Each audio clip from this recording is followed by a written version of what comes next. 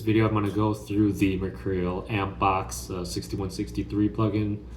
Honestly, one of the most underrated plugins out there. It really stands with the Gojira Neuro DSP plugin as far as sound goes. I'm going to go through 4 hidden tricks in this plugin that'll really maximize your sound.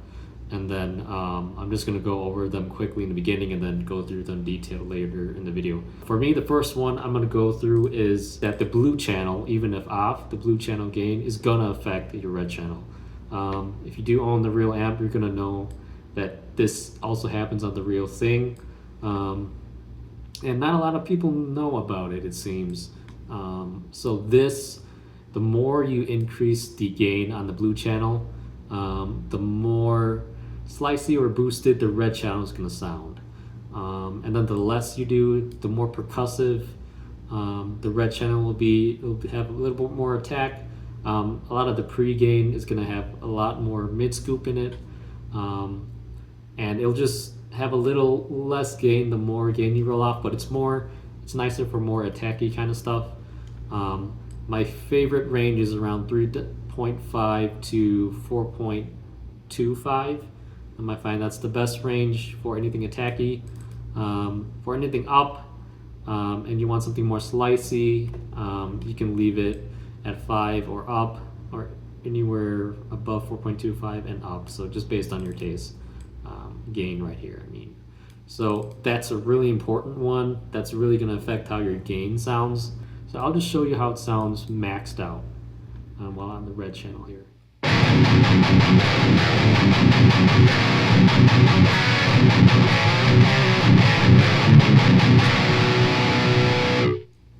Now at 0 with the gain at blue.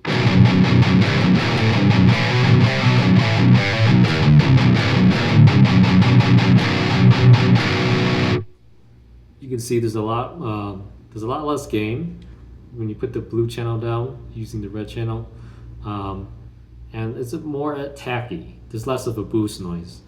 The perfect range for me is around 3.5 to 4.25 if you want that attackiness.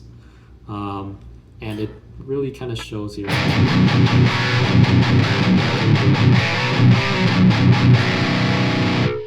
The gain at 5 here, it's got the perfect amount of like sliciness.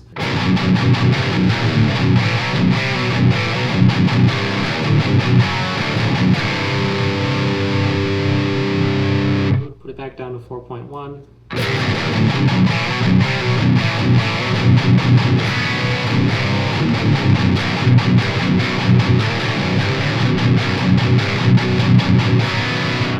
And again, for real amps, part tolerances is a thing, so it might just be the difference in amps that Mercuriall had with this. So again, the blue channel, even when off, it affects how the gain structure of the red channel is. The second thing I want to go to is the channel volume for each of these.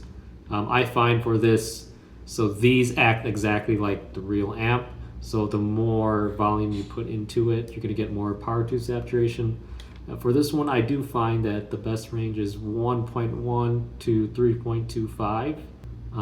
The more you go up, the more open the sound will be, but the more distorted it's going to be. And I do find anything above 3.25 starts to distort too much. So put the output a little lower.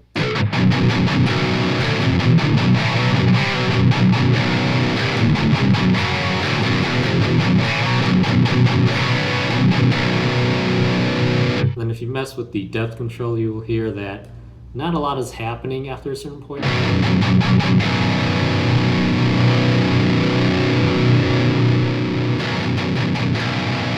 It's really distorted.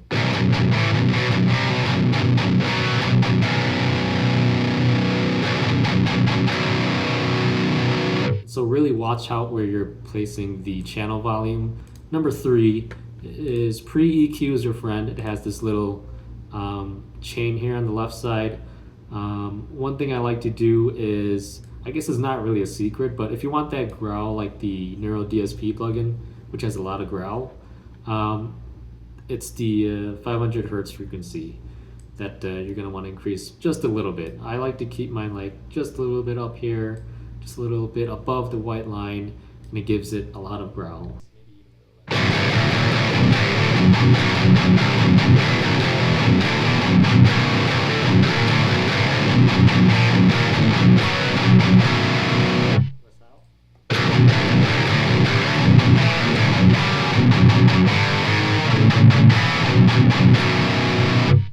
And then the fourth thing is taming the mid-range. So one thing I noticed with this plugin is that it's got a lot of mid-range compared to a lot of the captures and the narrow DSP plugin of the 5153 Stealth. I do find that the range is mostly more like 0 to 6.5 at max. So your mid-range, so the midpoint of the mid-range is, what I find with my ears, is 3.25. Again, it might just be due to parts tolerances based on the amp they modeled it after, because they can affect how much frequency is where. So maybe the certain amp they modeled it after just had a lot more mids in it. The halfway point here on the actual, it's actually a lot of mid-range.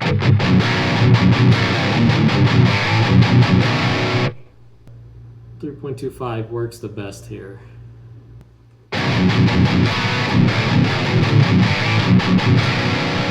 As the best midway point instead.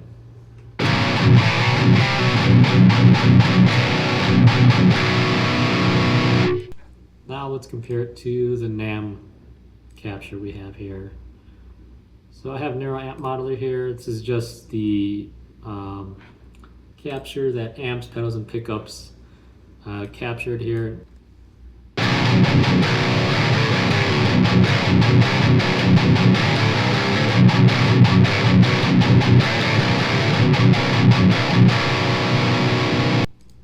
Go back to Mercurial.